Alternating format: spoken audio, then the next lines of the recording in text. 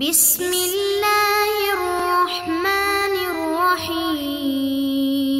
بسم اللہ الرحمن الرحیم۔ السلام علیکم ورحمۃ اللہ وبرکاتہ۔ عزیز طلبہ، آج مسند امام اعظم کا سبق نمبر 48 ہے، اور اس سبق کے اندر ہم مسئلہ رفع یدین کی مزید وضاحت جو ہے وہ پڑھیں گے۔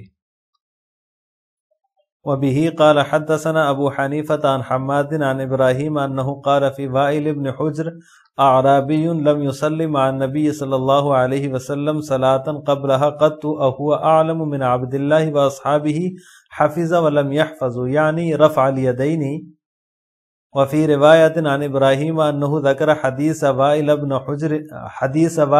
حجر فقال اعرابی صلى مع النبي صلی اللہ علیہ وسلم صلى صلاة قبلها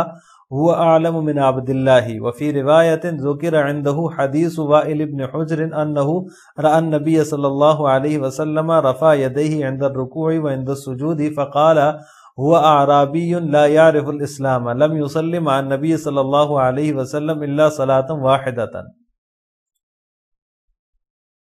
وقد حدثني من لا احصي عن عبد الله بن مسعود رضی اللہ تعالی عنہ انه رفع يديه في بدء الصلاة فقط، وحكاه عن النبي صلی اللہ علیہ وسلم وعبد الله عالم بشرائع الاسلام وحدوده متفقد لأحوال النبی صلی اللہ علیہ وسلم ملازم له في اقامته وفي اسفاره، وقد صلى مع النبی صلی اللہ علیہ وسلم ما لا يحصى۔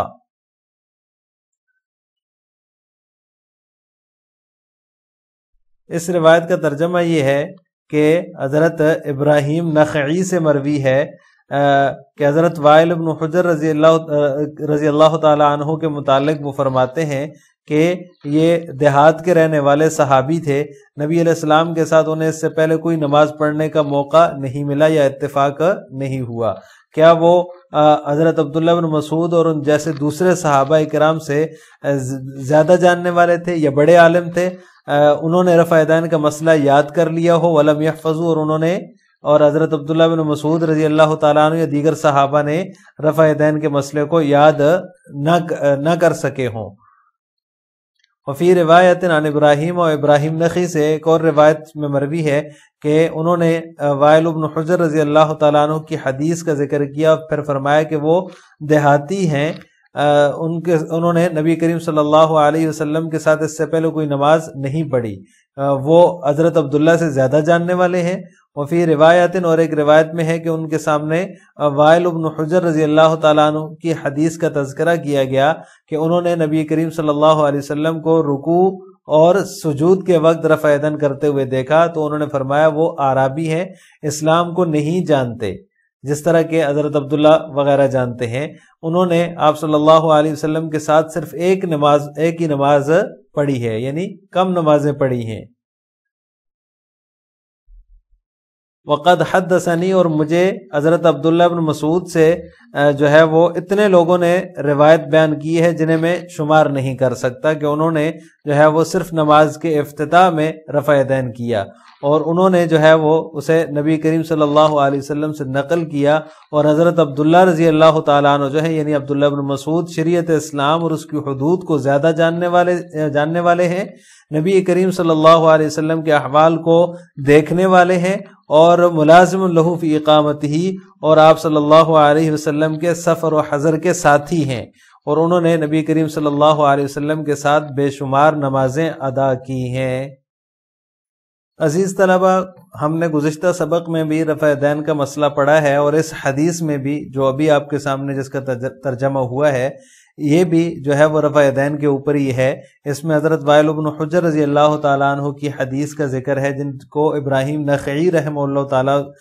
جو ہے وہ یہ فرماتے ہیں کہ وہ ایک اعرابی یعنی کہ دیہاتی صحابی ہیں، اسلام کے بارے میں زیادہ نہیں جانتے، ان کے مقابلے میں جو ہے وہ حضرت عبداللہ بن مسعود اور دیگر صحابہ کرام جو ہیں وہ زیادہ جانتے ہیں، اور وہ ترک رفع کے قائل ہیں۔ مسئلہ رفع یدین جو ہے یہ بڑا مشہور اور مارکۃ الآراء مسئلہ ہے، اس پر بہت زیادہ مناظرے ہوئے ہیں، بہت زیادہ جو ہے وہ تصنیفات ہوئی ہیں، اور اتنے مجادلے ہوئے ہیں جن کی کوئی انتہا نہیں ہے۔ فقہائے کرام کا یہ جو اختلاف ہے، میں نے گزشتہ سبق میں بھی ذکر کیا تھا، یہ صرف اولا اور عدم اولا کا اختلاف ہے. اس کے باوجود اس میں بہت زیادہ جو ہے وہ مناظرے ہوئے اور مجادلے ہوئے، یہاں تک کہ اتنی شدت سے ہوئے کہ محدثین کا ایک اہم طبقہ جو ہے وہ اس کے اندر کود پڑا،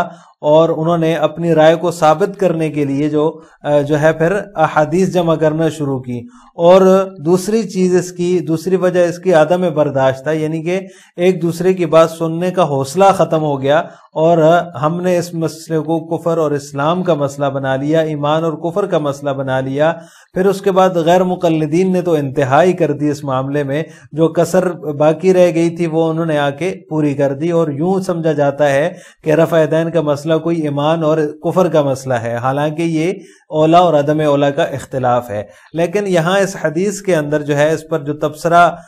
جو ہے وہ کرنا چاہیے، وہ حضرت ابراہیم نخعی رحمہ اللہ تعالی کا جو ارشاد ہے حضرت وائل بن حجر رضی اللہ تعالیٰ عنہ کے حوالے سے، یہ جو ہے ذرا نقطے کی بات ہے. انہوں نے جو تبصرہ کیا ہے وہ بالکل بھی مناسب نہیں ہے، ایک صحابی کی شان کے بالکل خلاف ہے. انہوں نے کہا کہ وہ عربی صحابی ہیں اور اسلام کے بارے میں زیادہ نہیں جانتے، اور جو ہے وہ انہوں نے کبھی آپ صلی اللہ علیہ وسلم کے ساتھ نماز نہیں پڑھی وغیرہ وغیرہ. تو اس طرح کی بات کسی صحابی کے بارے میں کرنا جو ہے وہ، اگرچہ حضرت عبداللہ بن مسعود رضی اللہ تعالیٰ عنہ کو جو بارگاہ رسالت کے اندر جو تقرب حاصل تھا، جو ایک اعزاز تھا، وہ اپنی جگہ ہے، اس سے انکار نہیں کیا جا سکتا. لیکن حضرت وائل بن حجر رضی اللہ تعالیٰ عنہ بھی ایک جو ہے وہ بڑے صحابی تھے، اور آپ صلی اللہ علیہ وسلم نے ان کے ساتھ بڑی شفقت کا معاملہ فرمایا تھا. یہ حضرموت جو ایک علاقہ ہے، وہاں کے بادشاہ کے بیٹے تھے، صاحبزادے تھے، تو آپ صلی اللہ علیہ وسلم نے ان کے ساتھ جب یہ ملاقات کے لیے تشریف لائے تو ان کے ساتھ خصوصی شفقت کا معاملہ فرمایا، اور حضرت معاویہ رضی اللہ تعالیٰ عنہ کو انہیں رخصت کرنے کا حکم فرمایا. تو یہ بھی صحابی ہیں، اور کسی ادنا صحابی کے بارے میں بھی اس طرح کی بات کرنا جو کہ بالکل نامناسب بات ہے کہ وہ دیہاتی ہیں، اسلام کے بارے میں نہیں جانتے. حالانکہ حضرت جو ہے وہ ابراہیم نخعی رحمہ اللہ بہت بڑے فقیہ ہیں، ان کا بھی اپنی جگہ مقام ہے، لیکن یہ کہنا کہ وائل بن حجر جو ہے وہ عربی ہیں، ان کو جو ہے وہ اسلام کا زیادہ پتہ نہیں ہے، تو یہ بات بھی ٹھیک نہیں ہے، یہ بالکل نامناسب ہے. اس سے اگلی روایت ہے، وَبِهِ قَالَ حَدَّثَنَا سُفْيَانُ بْنُ عُيَيْنَةَ قَالَ اجْتَمَعَ أَبُو حَنِيفَةَ وَالْأَوْزَاعِيُّ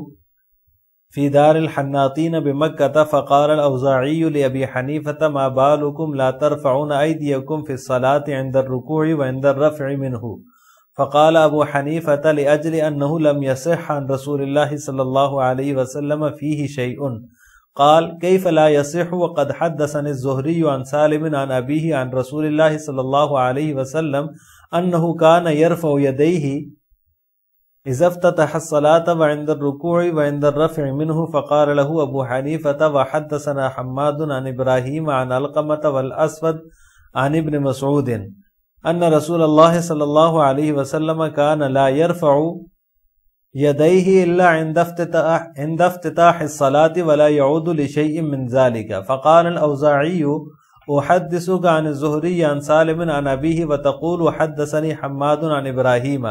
فقال له أبو حنيفة كان حماد أفقه من الزهري وكان إبراهيم أفقه من سالم وعلقمة ليس بدون ابن عمر في الفقه وإن كانت لابن عمر صحبة وله فضل صحبة فالأسود له فضل كثير وعبد الله هو عبد الله فسكت الأوزاعي. اس روایت کا ترجمہ یہ ہے کہ سفیان بن عیینہ رحمہ اللہ فرماتے ہیں کہ ایک دفعہ مکہ مکرمہ کے جو دار الحناطین ہے مکہ مکرمہ کے اندر، وہاں امام ابو حنیفہ اور امام اوزاعی جو ہے وہ اکٹھے ہو گئے. تو امام اوزاعی رحمہ اللہ نے امام ابو حنیفہ رحمہ اللہ تعالیٰ سے کہا تمہیں کیا ہو گیا کہ تم لوگ نماز میں رکوع کرتے ہوئے، رکوع سے سر اٹھاتے ہوئے رفع یدین نہیں کرتے؟